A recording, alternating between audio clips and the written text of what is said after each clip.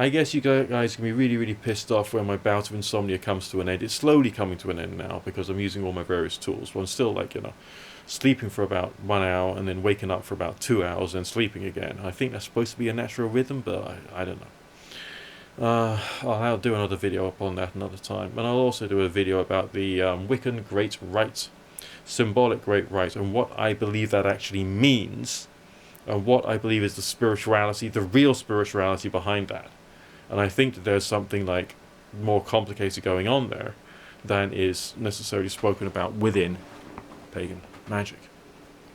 So you got that fun to look forward to. It's been like a series of thoughts that have been going on inside me for a while, based again on experience with energy and that kind of thing. All right, I'm basing my, as it were, spirituality and magic and all the rest of it on experience. I'm not basing it upon what someone said to me in a pagan federation or pagan linked pub night. You know what I mean? I'm basing it upon direct personal experience. Sure, I'm inspired by other sources because essentially, that's reading widely around your subject is obviously quite important. But religion and spirituality is incredibly dangerous. All right, it is dangerous.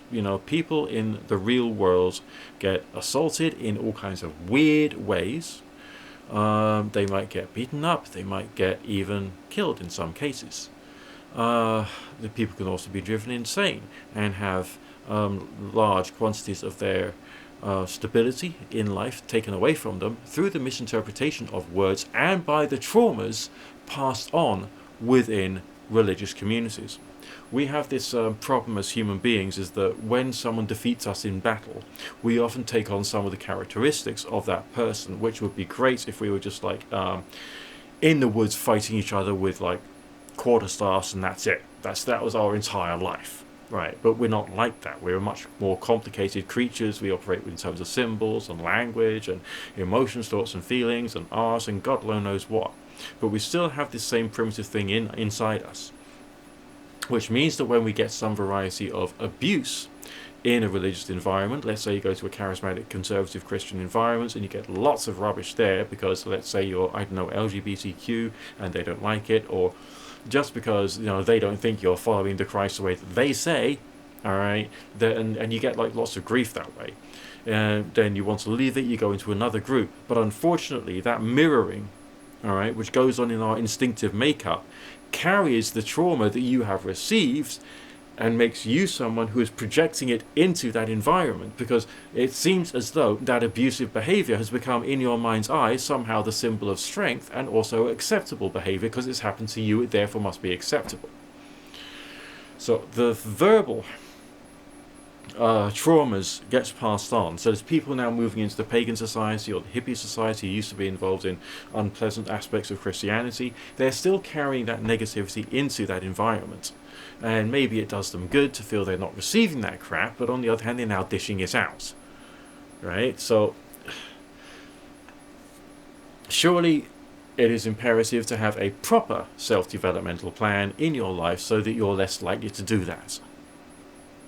Alright, when I say proper, I don't just mean your meditations, your prayers, and this, that, and the other. I mean like getting in seriously, talking to counselors, doing the written stuff, journaling, and all this other stuff to clear out all of the debris, the spiritual, psychological debris, the spiritual debris inside yourself, so you can be more clean and clear prior to trying to communicate about spiritual, religious, and pagan, magical, and occult ideas to other people.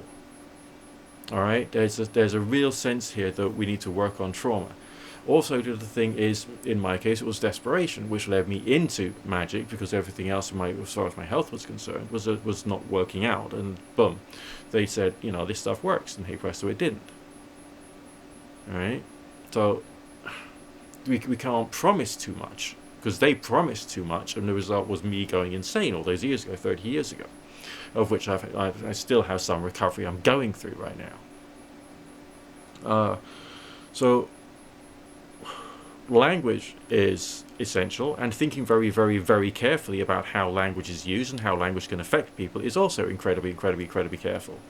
And if we are to consider ourselves to be spiritual people, Alright, I don't just mean that in terms of dealing with spirits and doing meditation. I mean properly a spiritual person, and a person who is dealing with other people spiritually. We have to therefore be in a place whereby our self-development has to be on point. I would say that everyone who's engaging in any form of alternative spirituality has to, by their very nature, do something they're currently not doing. Speak to counsellors on a weekly basis. Get courses of counselling. Do some proper therapy on yourself. Because you as an individual, no matter how good you think you are, no matter how true or right you think you are, you're carrying something. You're carrying something right now. Alright? It may have affected your communication with your friends in your pagan circles. It may have affected your communication with your friends, with your family. It may have affected your communication with people who are really close to you. And maybe part of it is the fact that you're carrying the intensity of the desire for this one particular idea to be spread throughout the world. But the question is, do you yourself personally fully understand this concept? And do you feel that you can actually use that in a sufficiently wise and creative, intelligent, well thought out way? Again, going back to my main bugbear about the whole occult, pagan and magical worlds, including the radionics world, of using the phrase "it works." I mean, or magic works. I mean, what inspires people to say this? And how much damage can that do to any person? And everyone in the world has some vulnerability. Right? Everyone in the world has some form of desperation. You can't say, well, I'm not going to say that to vulnerable people. Come on. Show me one single human individual on the face of the planet, out of all the 8 or 9 billion people there are, who is not in some respects vulnerable. Alright? You know, it's not good language, it's not a good practice, it's not intelligent. If you want to talk about magic and witchcraft and all the rest of that, think carefully about how your words affect people. Even the very use of the word witchcraft, which, again, for some people, essentially just means, you know, spiritual practice. There's some people who do aesthetic witchcraft. Wonderful YouTube videos out there of all these lovely ladies who decorate their house for all the various different fire festivals, and it's all very beautiful. And there's you know, the leaves for the autumn festivals, and there's flowers for the spring festivals, and something bright and sunny for midsummer, and snowy, wintry things for your you know, Yuletide, as well as a roaring fire and increasing the coziness of the home and that sort of stuff. Beautiful. Very beautiful, very grounding, very sort of like, very pleasant. Alright? And these people might use the phrase, hey, it works, you know, in inverted commas, meaning aesthetically, psychologically, emotionally speaking, as a form of ceremony, as a form of worship. Therefore, in that respect, you know, you can say it works, but not associated with the words witchcraft. Right, the word witchcraft is associated with people, the idea of people controlling supernatural forces for the purposes of hurting other people, cursing other people, giving people bad luck, or removing warts, and so on and so forth. That's what the word witchcraft is associated with. So therefore, surely there's a need to try and find a way of explaining the meanings of witchcraft, and the meanings therefore also of in what ways this, that, and the other works. Okay, that has to be done with great precision of language. If you're not intelligent enough to do it, I think you should actually not talk to anyone about your faith. Okay, you have to work on your articulation, you have to work upon the words you use, you've got to work upon the ideas which are inside you, you've got to think things through, and you've got to make sure you communicate effectively. And having various different fun conversations about different hypothetical, theoretical scenarios as to how magic is supposed to operate, these things are great fun. Alright, they are great fun, but they don't go anywhere. There isn't anything truly actionable there. Alright, it's mainly just people trying to impress other people. Well, I know more than you, and I think more than you, and I've got a better God than you, and my God's got a bigger cock than yours has. I mean, for crying out loud's sake. Alright, religion is dangerous. Faith is dangerous. Spirituality is dangerous. Language is very, very, very dangerous. And the movement that has to happen within the pagan movement, within the occult movement, within the magical movement, has to be that of very good language. And I mean total precision about what the hell you're talking about. And when you come across a term, you have to be able to define it. You have to be able to explain it. You have to go into it in great depth and explain why you are saying what you're saying. All right. I mean, a person can't talk about, let's say, magical ritual and then say it works without making it work for someone who has something which is going on with them, which cannot be dealt with at all by any normal means. At all. Not in the least. Not even in the slightest. Not through calling the police, not through calling the doctors, not through going to the library and working out an alternative health plan, not through getting an education and building a career to get money together, without that. But with purely the ritual method. I don't know of anyone who's done that. I haven't yet met that. Okay? I've achieved anomalous experiences which I associate with the spiritual world, the spirit world. I have had experiences of astral projection. I've had experiences with ghosts. I've had experiences with prophetic dreams. I've done spiritual healing on people and they say they could feel fire and lightning coming out of my hands. These things have actually objectively happened. But what do they mean? We still don't know. Right? I've been trying to decode the angel of death experience which I had when I was in my late teens, early 20s. I've been trying to decode that, trying to work out what it actually means, and it's like 30 years later, and I'm still struggling to work out more about what this thing actually meant. All right, you can't solve these mysteries very quickly and easily, and nor can one use quick and easy language when describing these things. Remember, there's some individuals who even do familial rape to try and convert people from homosexuality. I mean, it's disgusting.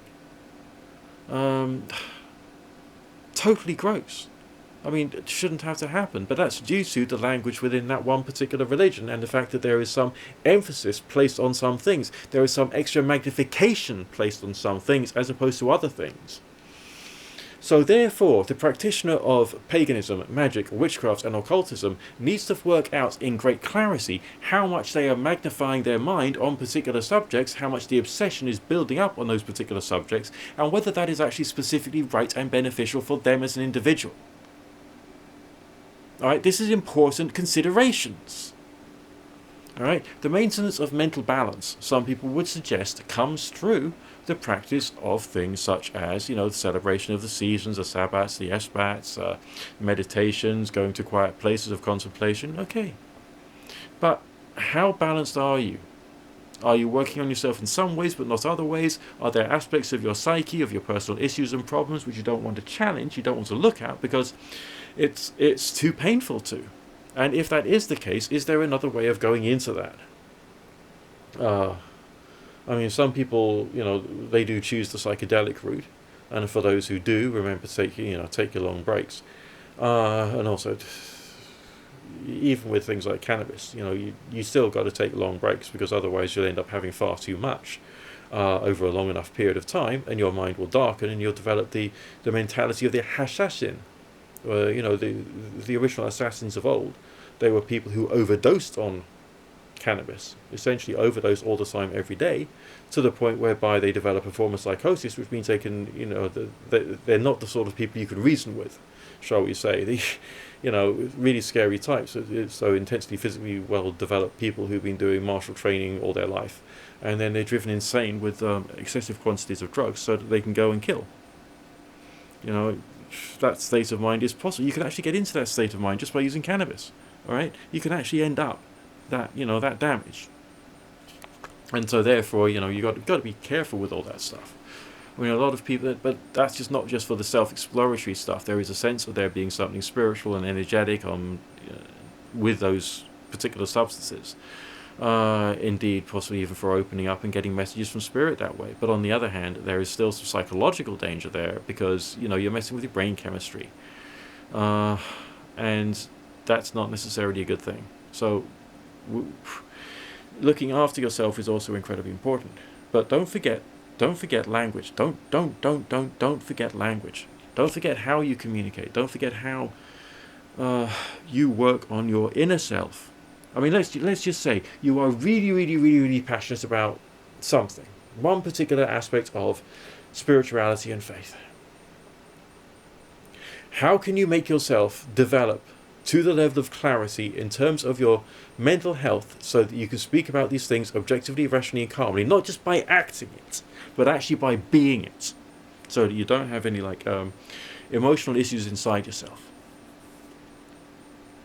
so that you can actually speak about these things properly, and you can actually bring about a positive change in somebody's life and help them to understand where you're coming from, so that they can see whether there's aspects of what you're doing which is actually beneficial, true, good, and right, which they might want to bring into their lives. All right. I'm speaking to you from a point of view of serious concern for how individuals are treated and how ideas move forward, and how understanding grows for some people. Because not only do we have the aspect of trauma being passed on through religious groups and trauma being passed on through religious people, we have to, you got to get involved with your personal healing. And it's got to be very, very deep and searching and fearless and thorough and all that kind of stuff, because you become an agent of this thing. You become an agent of this voice. You become an agent of this ideology. You become a voice of it. You become a thing which demonstrates it. And people will be emulating you when they develop into it. So what kind of an impression, what kind of a person do you want to create or bring into your situation? And don't think it's worthwhile going around, being abusive and hurting people because my religion, this, that, and the other, and my God's bigger than your God, and diddly diddly do. I mean, come on. That is playground tactics, which is now seems to be writ large within the pagan community and is thoroughly undesirable. Right? How is that supposed to assist you in your spiritual development when it's hurtful? How is that supposed to assist you in helping other people in their spiritual developments when it is hurtful? If you have that unkindness inside you when you're talking about your faith, when you're being in your faith space, surely you're the problem. And therefore, the way you're doing your life, which is essentially your religion, is not well developed enough for you to be able to bring those ideas to fruition. You haven't developed the clarity of mind to be able to essentially preach within your faith.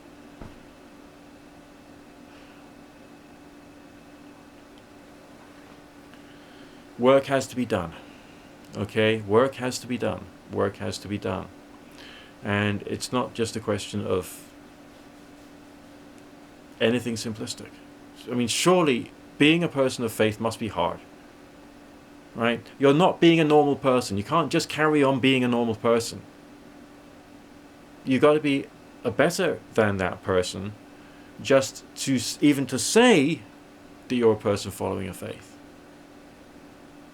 Alright, just to say it.